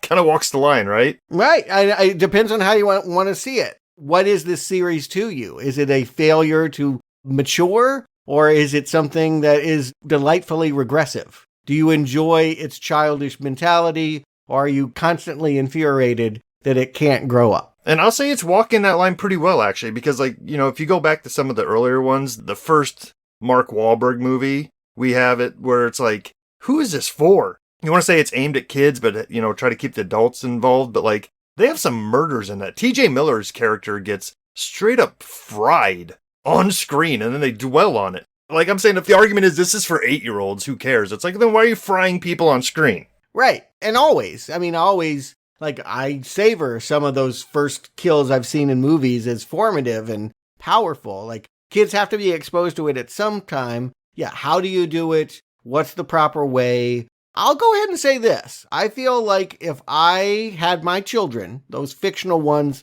I invented to watch Teenage Mutant Ninja Turtle movies with me, they would be going along with this. They would find that an acceptable thing, and it would be meaningful for Noah and Prime to squash this beef by the end of the movie and work together. That's a good lesson to teach kids about working with different cultures, people that look different than them, people that seemingly don't have the same values. And yet Noah's right. I mean, let's face it, by the end of this, Optimus Prime is going to destroy the code key. If Noah had just done it here, it would have saved a lot of lives and a lot of energy and a lot of movie. Or we would have been blue-balled and didn't get all the fun. Because, like, yeah, the second half of this movie is basically just robot fights, right? Now just everything is kind of doing what Bay movies do. Just epic, long fights. Yeah, this felt more like an Avengers fight to me. You know, this felt very much like the Endgame fight. Same location almost, it felt like. Once the Unicron started coming down and terraforming the Earth, everything turned kind of orangish red, and now we're mash-up battle of robot parts. Well, I was thinking back to the first Avengers film and how god-awful cliche it is now to have the trope of there's a big beam going up in the sky and it's going to destroy all of Earth. I'm like, you don't get a pass for that anymore. You got a pass for that Suicide Squad, but you were the last ones in 2016 to get the big beam going in the sky. Any more big beams going in the sky is just such a cliche and lazy. This is the moment I decided it was a not recommend. The moment I saw a beam going into the sky and I realized I've been kind of meh on this movie, whatever. But then once they decide they're just going to be lazy and put a beam in the sky, I give this movie a middle finger. But let me offer this to you. If it's not made for you, and if this is the first time you're seeing a beam ever go into the sky, it introduces you to a tradition. It's not a lazy copy of a cliche. It is, in fact, keeping something alive that you enjoyed at one point. And now your great-grandchildren are enjoying. My great-grandchildren, I'm talking 10 years ago. Well, I said that in part to get a rise out of you, but also because I feel like, yes, guess what? No surprise. This ain't made for 50-year-old men. They even told us that we can't see the beam, Arnie. Like, you're not supposed to see that beam. Right. So are you going to really blow a gasket because a Transformers movie can't appeal to you at this point in your life? Or are you going to strain and see, would the young me, the one that went to theaters to see the cartoon in 1986, be so impressed with what was happening? No, I'm never going to recommend a movie on theory that somebody somewhere might enjoy it who isn't me. I'm going to analyze the film with my brain. No, it's you. But it's you, and don't tell me you can't regress. It's you regressed. It's you regressed to when you loved Transformers. I don't think I ever would have loved this movie. Okay. I definitely feel like if this came out in the 80s, it would have been mind-blowing. Well, if it had these effects in the 80s, sure, but... You like Howard the Duck. I mean, my point is that I feel like it would work for someone that is willing to overlook a lot, as I guess my thesis. If you're willing to overlook a lot about what I enjoy in movies and just go with the basics, this is a lot of fun. I can agree with that. It's when you're in a retrospective and you have to look back at what the other movies asked of you. Has it already burned through that goodwill at this point? Well, particularly when you watch all those movies in 1 week, and I never want to see another Transformers again. I will say this. This death feels different than anything I had seen before. You mentioned T.J. Miller died in that fourth movie. True enough, but nobody likes T.J. Miller. Here, we're really like Michelle Yeoh / Aretha. What's her name? It's not Aretha Falcon. What's her name? Arizor. Yeah, Arizor has gotten some black matter on her head, laughed it off and is like, no, I'm fine. It's been slowly eating into her brain. Basically, she's the reason why the Terracons can find the good guys, and Optimus Primal has to put her out of her misery. That was kind of impactful. I mean, I think that would have kids moved. Here's all I'm thinking is, you already killed Bumblebee, and Bumblebee's death, I felt, was far more impactful than Arizor's, who we never knew before. Bumblebee's been in 7 movies now. Arizor's been in a half an hour. And yet, I'm just thinking, they're going to bring Bumblebee back, but Arizor's going to stay dead, and nobody's going to be thinking of Arizor. Yeah. Right. And so you're thinking about her if you're buying her action figure, though. I mean, yeah, I hear what you're saying. None of these characters are deeply moving characters. It's not that kind of movie. The director's pretty good at drama, but nobody's good enough to make us crying for robots. I hear you saying you love Bumblebee. I keep forgetting that. But yeah, I get your point. You know he's coming back. You know she's not coming back. And so this manipulation probably is not working on anyone over the age of 12. So, was there exposition to explain this or what? Like, they injected some transformium into Earth?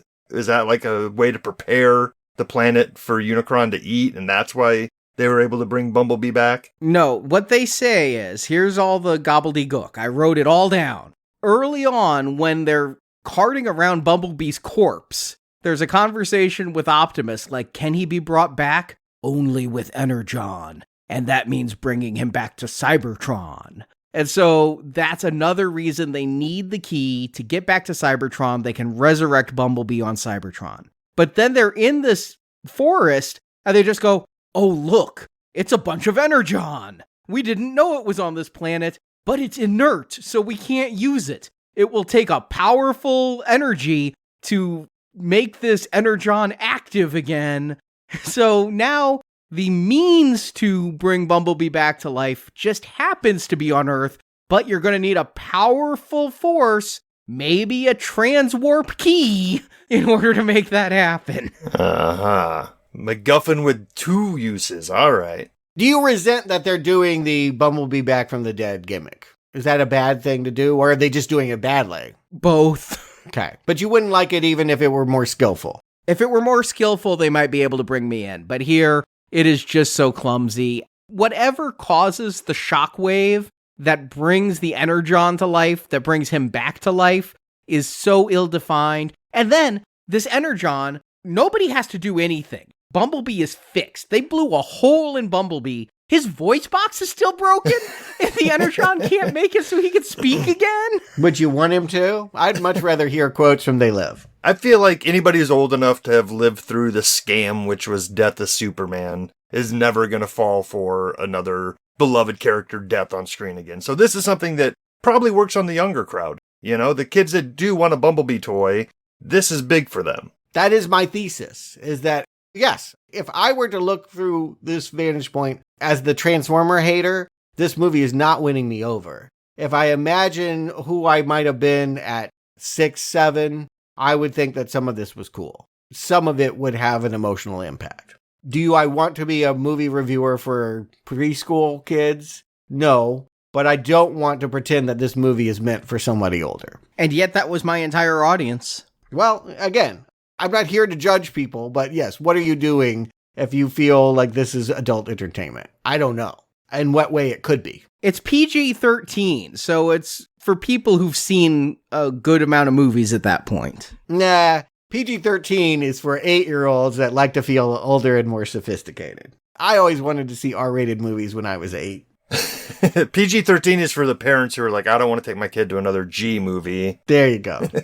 And again, what is here for you as the non-child or the person that doesn't even like Transformers is still a lot of nostalgia. Bumblebee comes alive. What do they play? LL Cool J. Mama Says Knock You Out. Don't tell me that doesn't have a visceral impact. I imagined you, Arnie, getting a big grin on your face, hearing LL Cool J and watching Bumblebee taking out, I don't know, metal insects of some kind. All right, you weren't wrong. I loved LL Cool J, and playing LL Cool J makes any scene better. So, what we're dancing around and not wanting to bring up is the big climax here with Noah and Mirage, right? This is something we haven't seen in Transformers before. We get to see a human Transformer. Yeah, I think this is important. And again, I would say that what has been the struggle for all Transformer movies is to explain why human beings are involved in helping Autobots. And they have very clumsily, rudimentarily set up the fact that Mirage wants to be boys with Noah and has been CB radioing his kid brother to make sure he's okay back home. And we have this really cheesy scene about how he's honoring the promise to protect Noah by taking all the blasts from Scourge and being a canopy as Noah is lying there on the ground. That they will end up fusing together. I imagine this being a big cheer moment. My audience was pretty quiet, but I imagine in larger audiences, this would be a pretty exciting thing.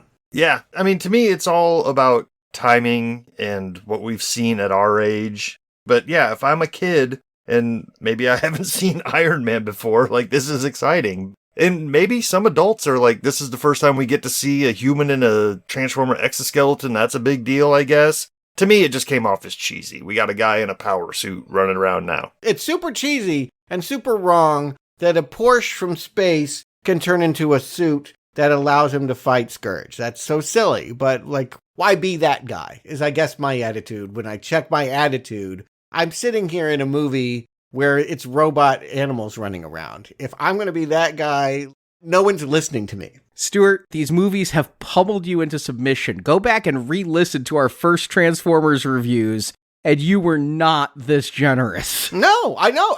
That's exactly right. I have been transformed. Let's even use the word. I have been transformed by being in these franchises and being brought down from my elitist intellectual heights. That not all movies need to be this sophisticated, and that for some people, this is all they're looking for. And I think I'm trying to review this movie for them more than weighing in whether I would want this. That feels intellectually dishonest. Why? To create a fake avatar, you could do that for every movie. You could be like, this movie is great for some person. I do it for every movie. It's called grading on a scale. You wouldn't review the next Fast and the Furious movie the same way you would before Sunrise. that would be stupid. You have to think about, in context, who it's designed for and what it was built to do.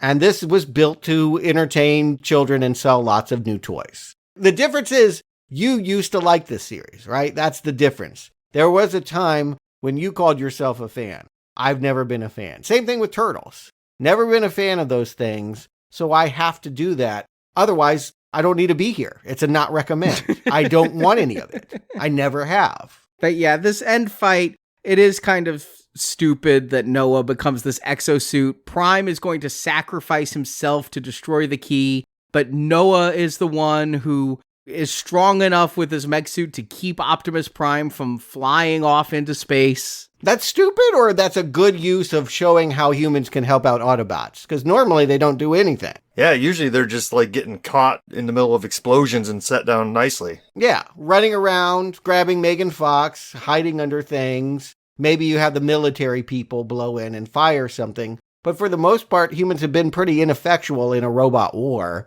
And here, this is the best use of a human in a Transformers movie. What about Elena? Is she the best use of a human in a Transformers movie? She's the one who actually tries to get the key. Why is she still here? She's poking in some code that only she could figure out. And then she doesn't even get the key because of it, I don't think. I think it's Optimus who destroys the key, and she doesn't really accomplish much. Here's the thing about representation. Yes, we want a strong black female to show up in a major Hollywood film to show to young women that they can have this as an icon. But if all they do is end up dangling off a lava pit and like not really doing anything to save the day, like I said, this woman hasn't done anything since she set the portal in motion at the beginning of the movie. She's just been hanging out. In the end, she just becomes the cheerleader for Noah. I feel like she's just like, go Brooklyn, and not really doing anything. You just got to deliver it. If you want to show strong representation, you got to represent. You can't put them on screen and then have them hang back and cheer other characters. She should have her own mech suit, is I guess what I'm saying. Yeah, she should have like become part of Aretha Falcon, right? Yeah. By the way, why wasn't that the plan? If this could be a thing, why did they have that, like, we'll sneak in underneath in the bridge or whatever? Like, they should just come in the mech suits. I think Mirage had to die for that to happen. Okay. Well, I'm not opposed to that. One less Pete Davidson in the world. I'll say this, the action is visually interesting. I never bored with seeing some of the camera work as it swooped around RC shooting and all of these various robots and the apes swinging from things. They do cool things with the characters they have. Yeah, and you know what? It's funny. We haven't even brought up some of them, but I think probably just for the purists out there that are sitting around going, why haven't you mentioned Wheeljack? But there was a local. They had a whole bit with him. He has a Spanish accent, and he was like a VW Airbus that's also a repair vehicle. Don't know that there's that many of them. Is that something somebody would love? Is that a major character? I don't know who Wheeljack is, but they have that. They have one guy with a mace. I feel like there is a little bit of posing your action figure stuff that I'm just glossing over because I don't know these characters. And I guess what I can appreciate here, as opposed to some of the middling Transformers movies, is they are bringing in characters that look unique and different from one another. Like, there was movies where it's just like, they're all silver, cool looking. Sometimes they're brightly colored, sometimes they're gray, but they're all basically just metal mush. I mean, these are Transformers that look like you can tell what the vehicle is when they're in robot form, which is closer to the toys. I want to state that as someone that is not a Transformers fan and has struggled every movie and continues in rewatching them to never know which one's the Autobot, which one's the Decepticon. It's real easy in this movie. I could always tell who I was supposed to be rooting for. Yeah, agreed. And that is an improvement over anything Michael Bay touched. As for Unicron, he's just floating out in space, starting to destroy Earth. I wish I felt more of a sense of destruction, more of a sense of ominousness, but we're down to the last 10 minutes of the film. He doesn't do much. Should he take like a bite out of something? Like, you know, like eat a little bit of Italy or something? Yeah, I think so. They do have like a few like Independence Day moments where this cloud is sort of like spanning around the world, and we cut back to Brooklyn and we see Reek the guy that's always eating licorice and claiming he's a criminal mastermind looking up at the sky. It feels like it almost turns into an Independence Day kind of film in that moment. Would you want to see like Terrorcons descending on all of them? Because things are dropping from the sky. There's like these metal balls falling from the sky. Yeah, Scourge realizes they're losing and he asks Unicron for the reinforcements. You could have more of that. Yeah, but to your point, the battle is centralized to where they are in Peru. It's like we don't see any humans having to fight off Terracons in cities or anything like that. Yeah, the sick little brother like fighting a big metal scorpion in the ER. Do we really want it to be that? Because Independence Day, like, that was a super cheesy movie, but like that got people excited. It would help sell the consequences of letting Unicron through, wouldn't it? As it is now, like, they just have a story of like, hey, we saved the world. Sure you did. Right, because it's got to still stay hidden. Because, again, I'm going to argue this is continuity with Bayverse, where most of the world is not to know about Transformers in 2000. But Prime does kill Scourge finally and proves that he is a Prime. This destruction of the key sends Unicron away, not destroyed, but trapped for a little bit until they decide they want to bring him back for another movie. And the Autobots and the Maximals are friends with humans, but they're just going to stay hidden on Earth for whatever. Until they decide if we're jumping to the Bay timeline or if we're going to try to build this out more in a 5-year chunk until we have no choice but to bump into Shia LaBeouf again. Well, we have more things connecting, and this one was a genuine surprise. So yes, the battle is won. Optimus gives his usual, "We are all together" speech. And I think it's over, but nope. We got one more scene of Noah going home, hugging his mom, hugging his brother, going for another job interview, and having Michael Kelly as Agent Burke. I haven't ever seen a G.I. Joe movie. Is this someone I should have known? No, he has not been in the movies. Okay, all right, yes. But we have an actor I recognize from House of Cards and other things, basically saying, we know what you were doing in South America, and we're prepared to give you a job with real healthcare benefits that will help your brother Chris and let you fly spaceships. He like opens this wall and there's a giant hangar, and I'm like, what is going on? And he is given a business card that says G.I. Joe. I caught this before the business card when he's talking and saying, we have the best doctors. We're a secret organization. We're going to, as the nation gives you thanks, give you the best doctors. He goes over to the wall and there's a secret thing that you turn on the wall and then the wall disappears and shows the big hangar. The thing he turns on the wall said in huge letters, Real American Hero Award. And I'm like, oh crap, they're doing G.I. Joe. Oh, you're right. It did say that. Good catch. That said, I didn't get it like rousing response from the 8 teenage boys in my audience. I feel like that was supposed to be a real cheer moment, and it was not even met with a whimper. Here's the problem is they're rebooting G.I. Joe. If you opened that wall and The Rock was standing there as Roadblock or whatever he played, then all of a sudden that would be a cheer moment. But you have this guy who looks kind of skeletal. He's not anybody. So how are we supposed to get excited other than, hey, it's another Hasbro property? I understand they're going to try to bring in the Micronauts too, and that would be just as meaningless. Yeah, I mean, I think the name was supposed to be the cheer moment, but like, there's also a reveal there, right? They reveal a mostly empty hangar with like part of a indescribable ship, I guess. It's like, wait, what? But hey, do I want a G.I. Joe Transformer crossover movie? Absolutely not. But I do. I thought you were going to go the other way. Well, I do because I want to see the chaos that it's going to cause us. How do we do this where we have 2 franchises with different hosts? Are we going to have a 4-person panel? I can send it out. If you guys just need 3, I'm happy to sit in the back. Nope, you are on the team. I've already had to think this through, and I've already decided 4 hosts is what it'll be. All right, go Joe. Okay, I guess I have to go watch some movies with Shadow Eyes or whatever his name is. Shadow Eyes. Snake Eyes? Who is he? I don't remember. Snake Eyes and Storm Shadow. That was awesome. I do want to see his Shadow Eyes now. Okay. Well, I want to see if there's any green arrows. Justin, Stuart, do you recommend Transformers Rise of the Beasts. Justin. I mean, I feel like this has to be graded on the scale that Stuart was talking about, right? Like, if I just came in and said, hey, I'm a middle-aged guy who used to play with Transformers 40 years ago, what do I think about this? Not a ton of stuff for me here, but that might be a good thing, right? Because I feel like that's what the Michael Bay movies were trying to do. And outside of that first Michael Bay movie, I feel like outside of a bunch of on-screen crashes and transformations and stuff and explosions, that wore thin real quick. And with Bumblebee coming into the mix, I feel like that was a good, clean, new, fresh start.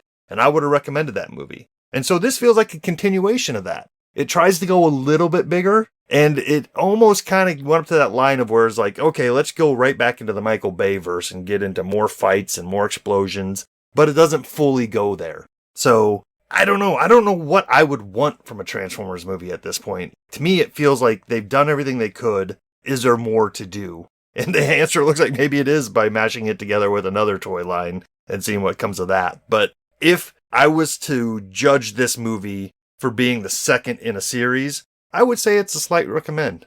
I'm not going to ding it too hard, but if I was judging it as number 7 or 8 in a series, I would say I'm done with this. I'm sick of it. But if we're on part 2 of this, slight recommend. That's where I'll land on it. Stuart. Yeah, it's tough. Determining the color of the arrow is as hard as bringing Unicron to Earth. There's so many things that I have to go through and trying to process this. Some things are easy to proclaim. Some things you can just say, this director is more generous with actors and it's got more heart. It does feel more in line with Bumblebee than anything Michael Bay ever did. There's less Transformers and I can follow who's fighting who. And so the battles are more comprehensible. And again, I think this movie did the best job of any Transformers anywhere at any time that I've seen in demonstrating why human beings are going to be in the story. What it is to have a human Autobot collaboration and tie that thematically in terms of race and culture. They did as best as they could with it. So what I would say is, this is about as good as Bumblebee, and I gave Bumblebee a red arrow. I don't like this series, and I'm not a child. I don't want to watch any of this ever, and I think it's flawed in its very concept. No one would ever be able to make a good Transformers movie because it's stupid. And if that's your evaluation, if you don't want stupid, you don't want Transformers. So, how big a curve am I going to grade on? Should I flip the arrow on Bumblebee, or should I condemn this to the red hell that it so richly deserves for being as good as Bumblebee? You know what? I feel like I'm going to go against what Arnie says. I think you can recommend things for other people. I don't think it has to be about me. If I'm sitting here telling you that I'm never going to like this, then all that I can offer is imagining what people who do like conceptually the toy and the childhood fun of this, will the nostalgia appeal to you? Yeah, I think that if you like the 1990s Turtle movie, or if you love toys, that there is a child regressive fantasy here that is pleasing enough that you'll go with this. It's mild. I don't think that this is a great film, even if you are a kid. But I think it will be diverting and entertaining and maybe bring dads and sons together if they generationally both love Transformers. So I'm going to give my first green arrow to this, even though I think you understand privately, I think it's just as bad as any other Transformers movie. Let me be the stick in the mud then. I already said I'm giving this a red arrow, so it's not a surprise. Now, I'll end the show with some compliments. It's one of the better Transformers movies. Yeah, clearly, obviously. Mm-hmm. I mean, you could see what's going on, and as far as summer blockbuster movies go, like you say, I'm not comparing this to Before Sunrise, I'm not comparing this to The Departed, I'm comparing this to summer blockbuster films, and as far as it goes, it's pretty average. Mm-hmm. Its plot doesn't make a whole lot of sense if you really try to suss it out for 2 hours, the way we do. If you try to find logic for why things are happening, lines are dropped, which is better than some movies, which don't even drop the lines. Lines are dropped that say why things happen, even if those lines don't make a lot of sense. But in the end, I found myself watching this movie And the question I had to ask myself about 3/4 of the way through is, am I recommending this? Because I just was very meh on it, which is good for a Transformers film that I'm not actively hating it. Right. I heard us all be in the same space. So why are you going the other way? Because in the end, I just didn't find anything in here. When I'm on that line, when I really don't care, I look for something that can either push me one way or the other. Is there one thing I can hold on to and say, I can grasp that straw and it'll push my arrow weakly into the green instead of weakly into the red? And when I think about this movie, the robot animals, the Pete Davidson, none of it was good enough for me to move that needle. It was just a very meh experience. I walked out. Marjorie asked me what I thought. I'm like, well, it's a summer blockbuster movie with all of the tropes and things contained, and there's a billion of those out there, and your time's better spent watching a different one. So I'm going to go weak, not recommend, with the caveat that I'm not fearing this Transformers universe continuing, you know? It's so much better than the basiness. Yeah, I can bear it. And it's worth noting, you did give Bumblebee a green arrow. So this is lesser. Whereas I'm feeling like this and Bumblebee are about the same experience. I just like Haley Steinfeld more than I liked either of the humans here. Okay, it came down to the human. That was the big difference here for me, too, is that, like, and I mentioned it earlier, there wasn't a star, per se, in this movie. It was the first time that the voice cast was above the line over the human cast. Well, I don't know that, again, I'm not the right demographic, but I didn't know who the hell Haley Steinfeld was. But, you know, yeah, they had John Cena, right? They had some people in the background. Whereas here, truly, yes, if you don't know Broadway, you don't know this cast. But we're going to get more Transformers just next year, not a sequel to this. They have said this could be the start of a new trilogy.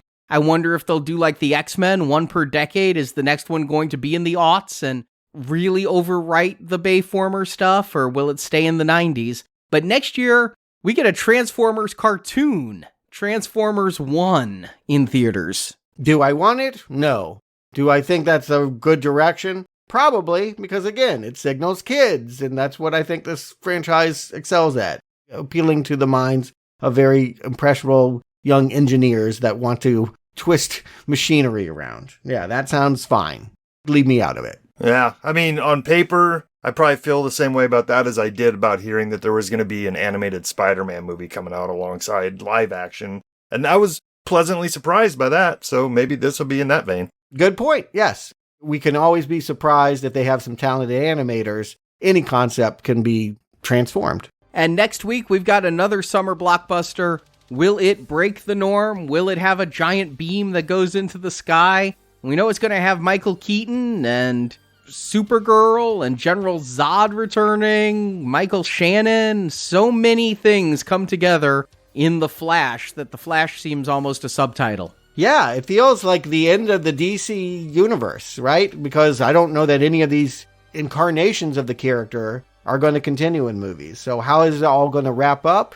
I'm going to go back. I'm starting with Tim Burton, but yeah, I'm going to walk through that franchise. I'll be ready for next week when we find out how The Flash and everyone else resolves time travel. Not the end of the DCU, though, because Blue Beetle was made with the intent of being part of the universe, and then we still have Aquaman 2 out there also. Oh, God, you're right. That poor movie. It's just been floating out there. Yeah, you got to give Gunn a few years to ramp this up. Anyway, something I am excited about are shark movies. We're trying to find the new Jaws, and if they've made a good one in the last 20 years, we're going to get that gold level series ramped up this Friday, starting with a big hit on a micro budget, Open Water. About 2004, just some independent filmmakers went out and put actors with real sharks and filmed something close to found footage that had a big cultural impact. We'll talk about it this Friday.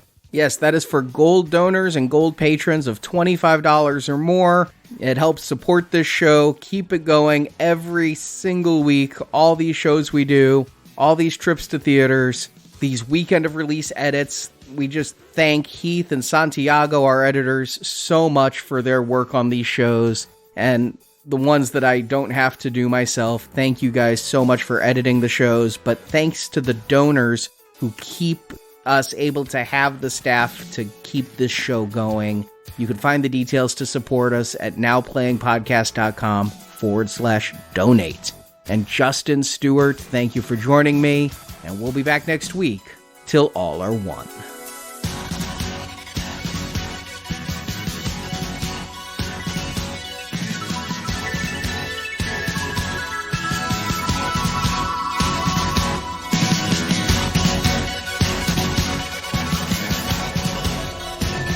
Races united by a history long forgotten and a future we shall face together.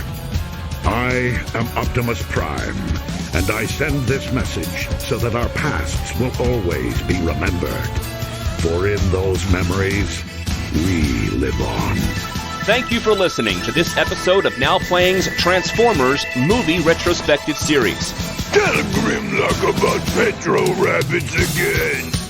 And in the NowPlayingPodcast.com archives, you can find reviews of other films such as Terminator, X-Men, Star Trek, Predator, and many more, as well as individual movie reviews such as Avatar, Inception, Howard the Duck, and Scott Pilgrim vs. the World. Your friends will love it. Sure, it's a lot of fun.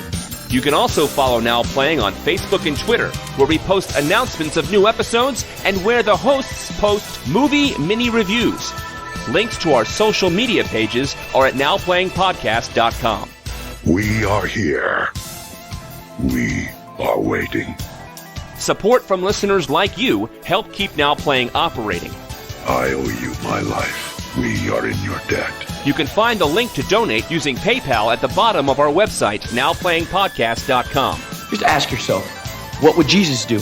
Now Playing is edited by Santiago and Arnie. Like us, there's more to them than meets the eye. Now Playing is not affiliated with Hasbro Incorporated, Paramount Pictures, DreamWorks Pictures, or 20th Century Fox. Not a word until we get a lawyer. Transformers and all that the Transformers universe contains is the property of Hasbro Incorporated, and no infringement is intended. Okay, so what? I downloaded a couple of thousand songs off the internet. Who has it? The opinions expressed on Now Playing are those of the individual hosts and may not reflect the opinion of Venganza Media Incorporated. There's something a little fishy about you, your son, your little Taco Bell dog, and this whole operation you got going on here. Now Playing is a Venganza Media production, copyright 2023, and no part of this show may be reproduced, repurposed, or redistributed without the written permission of Venganza Media Incorporated. All rights reserved. Come on, showtime's over. We've got work to do.